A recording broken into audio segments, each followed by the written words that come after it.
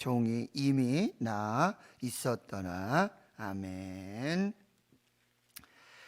누가복음 6장에 예수님은 밤이 새도록 산에 올라가서 하나님께 기도하시고 이제 12 사도를 부르시고 택하여 세우시고요, 그들을 향해서 평지에서 설교를 하세요. 집중적인 이제 제자 훈련의 그런 모습이지요.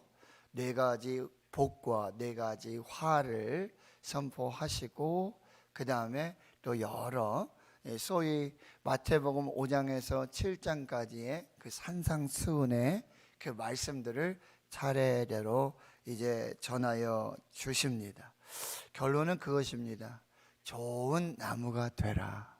그래서 좋은 열매를 맺어라. 또 어떻습니까? 반석 위에 기초를, 주초를 놓고 집을 세우는, 그래서 듣고 행하는 지혜로운 자가 되어라. 예수님께서 굉장히 행함을 강조하십니다. 행함을 강조하시는 그 산상수훈의 말씀들, 평지 설교의 그 말씀들을 마치시고는요, 오늘 7장 1절에 바로 이어서 예수께서 모든 말씀을 백성에 들려주시기를 마치신 후에, 이 평지 설교를 다 마치신 후에 바로 가버나움으로 들어가시게 되는 거죠.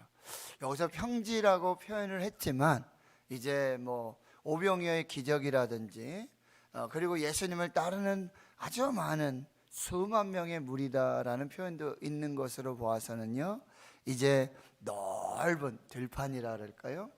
그곳에서 이제 말씀을 마치시고는 이제 다시 가버나움 동네 그 마을로 들어가시게 됩니다.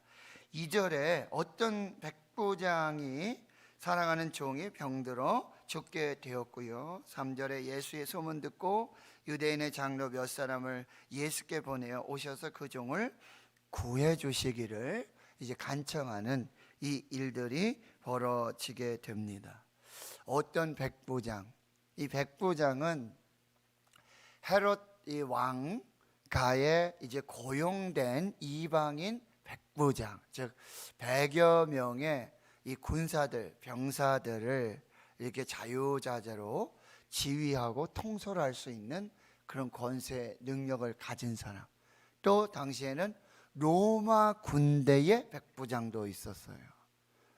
이런 백부장이 있는데 이 백부장의 종 한 사람이 병이 들어 죽게 되었다. 오늘 본문의 말씀은 마태복음 8장에도 기록이 되어 있어요. 그래서 마태복음에도 5장, 6장, 7장이 산상수훈, 누가복음 6장의 평지 설교, 그리고 바로 이어서 마태복음 8장과 9장에 10가지 기적 사건이 아주 조밀하게 이렇게 연결이 돼서 8장, 9장에만 딱 들어가 있어요. 그래서 제일 먼저 병자가 이제 문둥병자, 그 다음에 두 번째가 오늘 이 백부장의 하인 중에 중풍병에 들어서 죽게 된 그런 환자 이야기가 나오는데, 여기서 병들어 죽게 됐다는 이 표현이 바로 이 중풍병으로 집에 누워 몹시 괴로워하고 있는 종입니다. 근데 여러분 이걸 잘 보셔야 돼요. 백부장은 지금 유대인이 아니고 이방인입니다. 그렇죠? 하나님을 알지 못하는 그런 이방인이에요.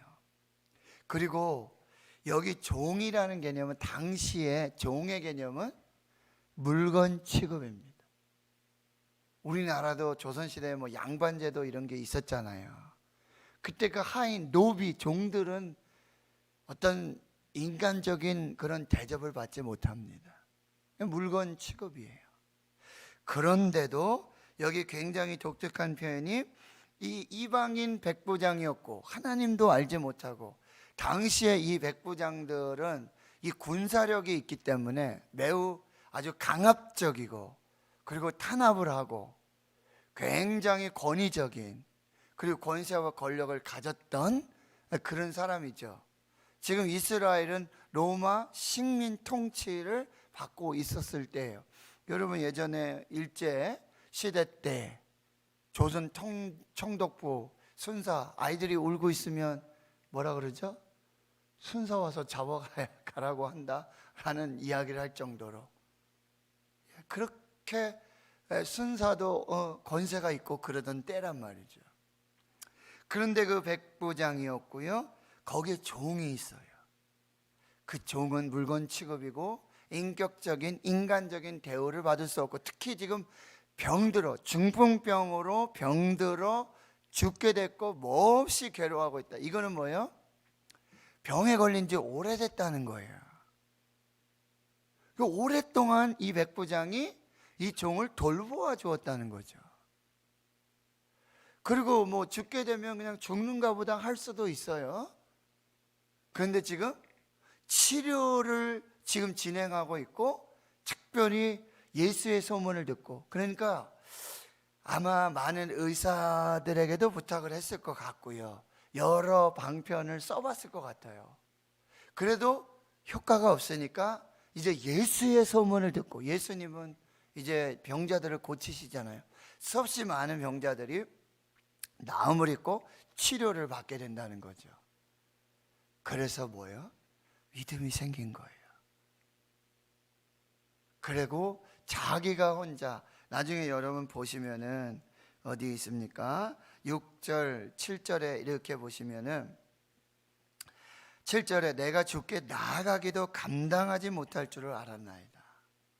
참 겸손한 사람, 얼마든지 그 권세와 권력을 가지고 이렇게 할 수도 있겠죠. 예수님 앞으로 많은 병자들이 막 몰려들잖아요.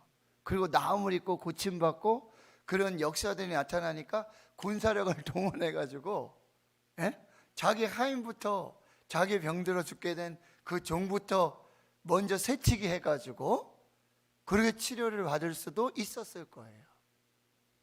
그런데도 그렇게 하지 않고요, 오히려 또 이 유대인의 장로들과의 관계가 굉장히 좋았어요.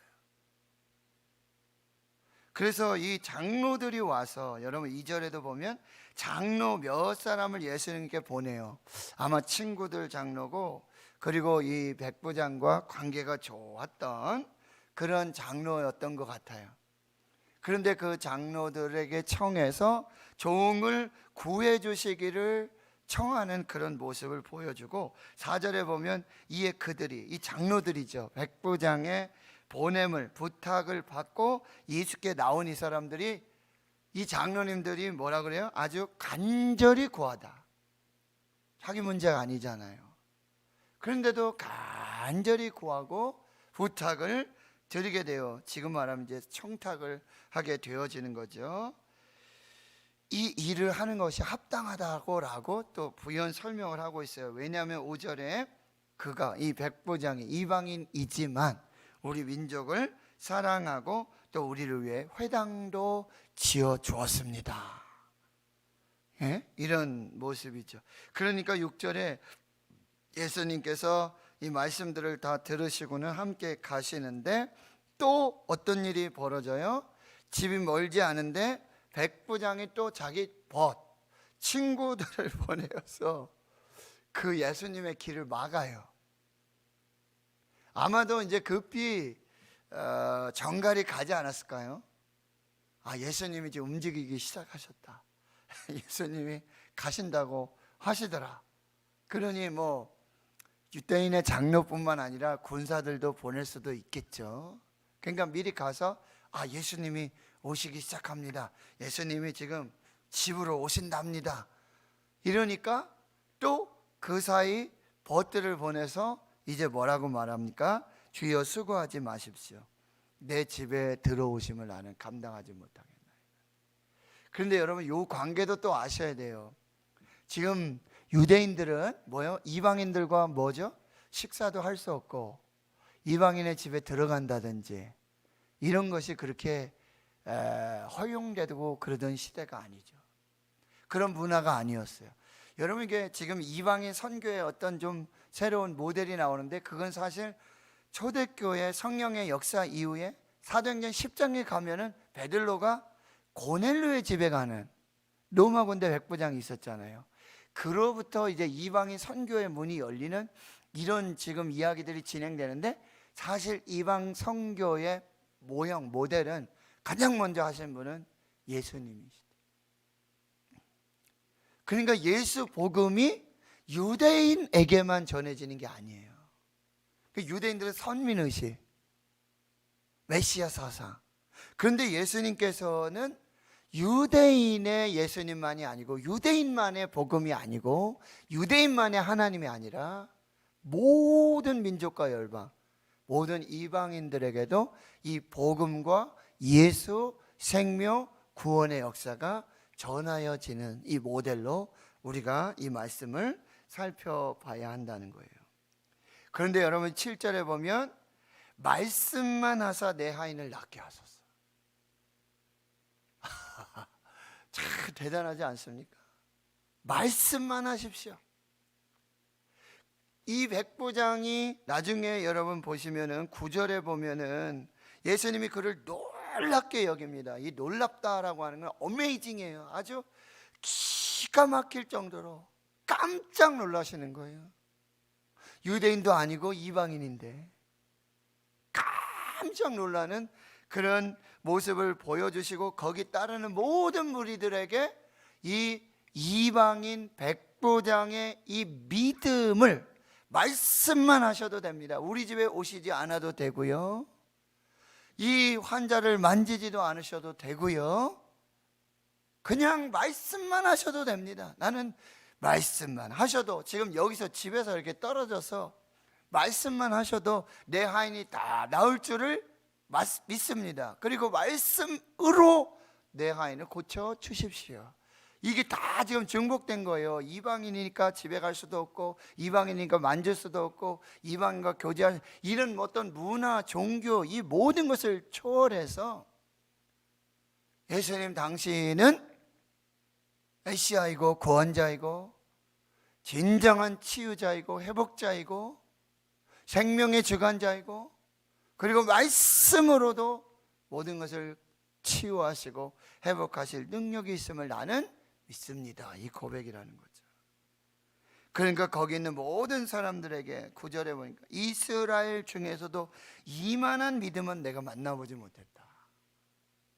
지금 유대인 중에도 이만한 믿음은 내가 만나보지 못했다. 그런데요 10절에 보니까 보내었던 사람들이 집으로 돌아가 보매 종이 여기 이미 나 있었더라. 네, 이것이 오늘 말씀의 이야기. 우리 여기서 여러분 도대체 믿음이라는 게 뭘까? 그리고 그 믿음은 어떠한 역사들을 만들어내는가? 여기서 우리는 백부장의 믿음을 보게 되어지는데, 이 백부장의 믿음은 뭐냐면 사람에게도 칭찬받는 믿음이었다. 사람들도 인정하는 믿음이었고, 또 예수님께 칭찬받고 예수님께 인정받는 믿음이었고, 그리고 그 믿음을 통한 기적을 경험하는 믿음이었다라고 하는 것이죠. 믿음이란 뭐냐? 전적인 신뢰를 말하고 있어요. 믿음은 여러분 이렇게 단순하게 동의하고 타협하는 것이 믿음이 아니에요. 우리는 그걸 조금 오해하고 착각할 때가 많아요. 그러니까 어떤 말이라든지 어떤 사건에 대해서 네, 인정합니다, 동의합니다, 타협합니다 가 믿음이 아니라, 도저히 있을 수 없는, 일어날 수 없는 그런 모든 것들을 뭐예요? 그냥 철저하게 무조건 믿는 것, 신뢰하는 것, 그것이 바로 믿음이라고 하는 거예요. 이 백부장의 이 믿음이에요. 어떤 조건이 돼야, 어떤 상황이 맞아야 우연히, 그리고 그거에 어떤 동의하고 그럴 수 있겠네요 이렇게 타협하면 이게 믿음이 아니라 지금 보세요. 백부장 안 오셔도 됩니다. 나도 나갈 수가 없습니다. 말씀만 하시면 됩니다. 말씀으로도 충분할 줄 믿습니다. 이게 믿음이라는 거예요. 전적인 신뢰. 그리고 또 믿음은 뭐냐면 이 전적인 신뢰가 있기 때문에 뭐예요? 요구하는 것입니다. 그 믿음이 있기 때문에 그냥 그 믿음만 가지고 예수님 소문이 들었고 예수님 이제 그렇게 하실 수 있다고 나는 믿고 있어. 그런데 그러고는 아무것도 안 하는 게 아니라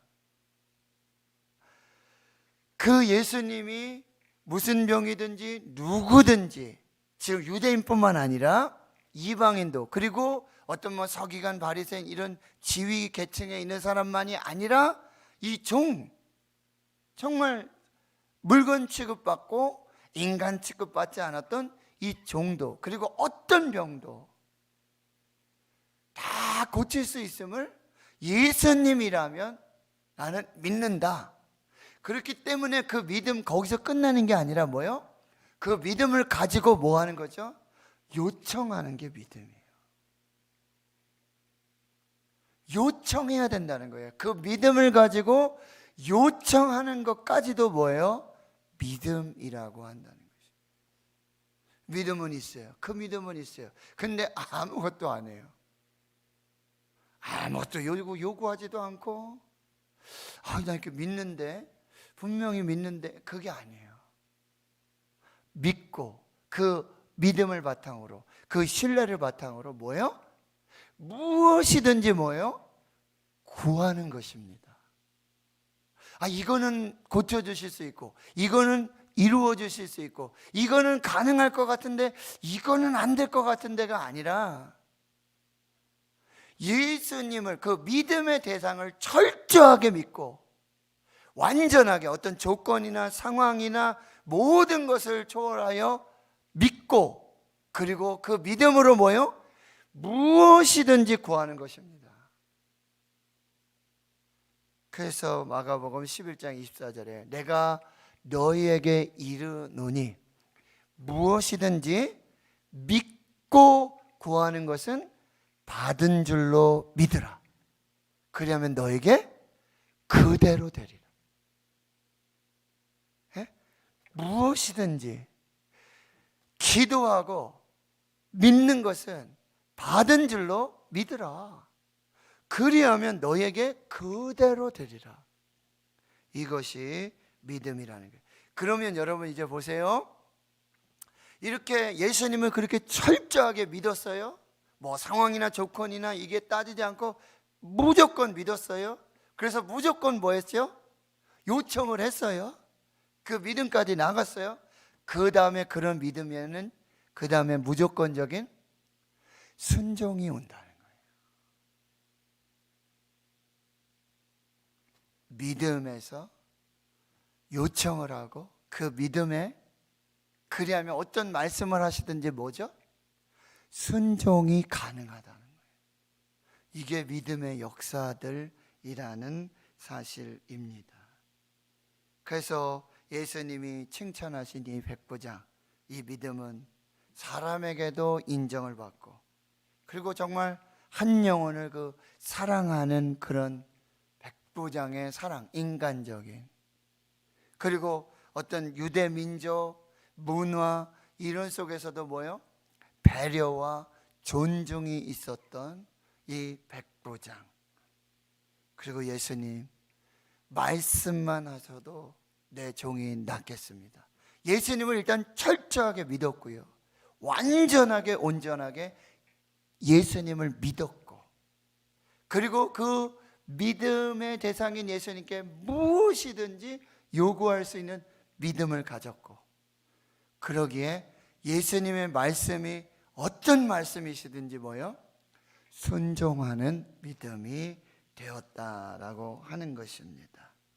여러분 이 절대 믿음, 절대 신뢰 그리고 절대 순종함 속에 예수님도 깜짝 놀라는 유대인 중에 발견할 수 없었던 칭찬하는 그 믿음의 역사들이 나타나게 되어진다라고 하는 거죠. 그런데 여러분, 이 믿음이라는 게 또한 어떤 우리의 외적인 조건이 아니라 값없이 주시는 하나님의 선물, 은사 중에 하나가 뭐예요? 믿음이라는 거예요. 그러니까 아무나 믿는 게 아니에요. 아무나 믿고 아무나 믿음의 역사들이 나타나는 게 아닙니다. 이 믿음도 뭐예요? 하나님이 주시는 선물이고 은사예요. 고린도전서 12장에 이 은사장을 보시면은 거기에 믿음의 은사가 있어요. 그래서 마가복음 이제 9장에도 이 간질 걸려서 막 거품을 물고 막 그런 아들을 둔 이 아버지가 찾아오잖아요. 그리고 예수님과 제자들 셋은 또 산에 올라가서 기도를 하시는데 내려와 보니 제자들에게 아무리 요청을 하고 뭐 기도를 받아도 이 아이가 낫지를 않잖아요. 그러니까 아버지가 이제 예수님 앞으로 데려와서는 무슨 일이든 할 수 있으시면 제 아들을 고쳐주십시오. 예수님 뭐라 해요? 할 수 있거든이 무슨 말이냐? 믿는 자에게는 능치 못할 일이 없느니라. 그러니까 아버지가 주여 믿나이다. 나의 믿음 없는 것을 용서해 주십시오. 믿게 하여 주시옵소서. 저는 믿습니다. 그러니까 뭐요? 내 믿음대로 될지어다.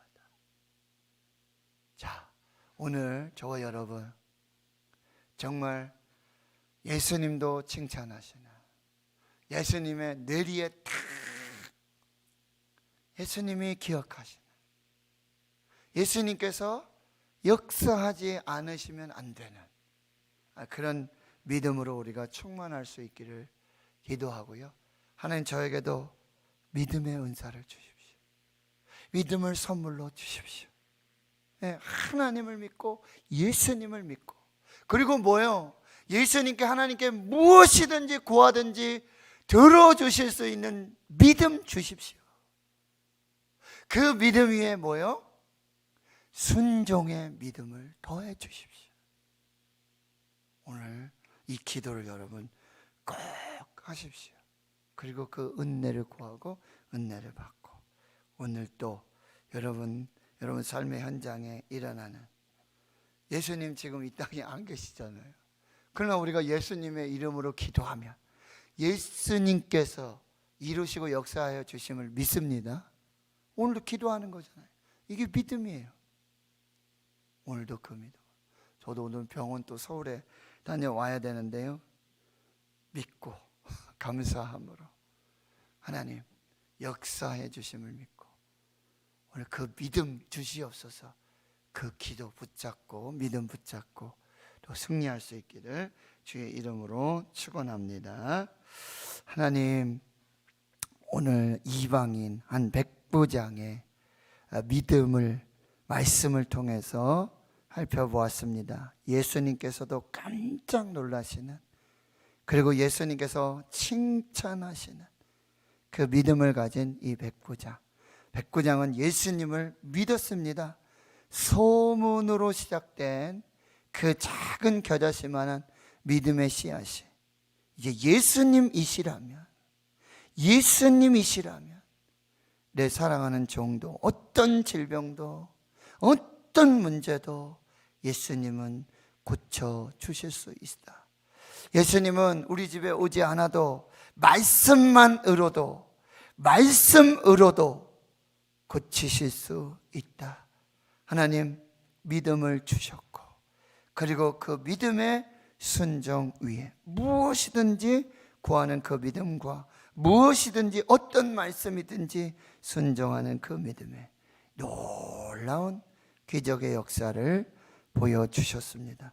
하나님 오늘 우리에게도 그 믿음을 주시옵소서. 하나님 믿고 예수님을 믿고 말씀을 믿는 믿음 주시고 무엇이든지 예수 이름으로 구할 때 이루시고 응답하시는 이 믿음을 주시옵시고 그리고 무엇이든지 순종할 수 있는 믿음 주셔서 오늘 우리 삶에 하나님 놀라운 믿음의 역사를 이루고 경험하는 복된 한 날 주의 성도들이 되게 해 주시옵소서.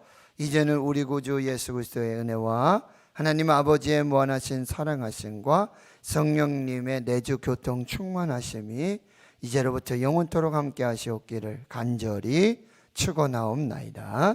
아멘. 오늘 말씀을 여러분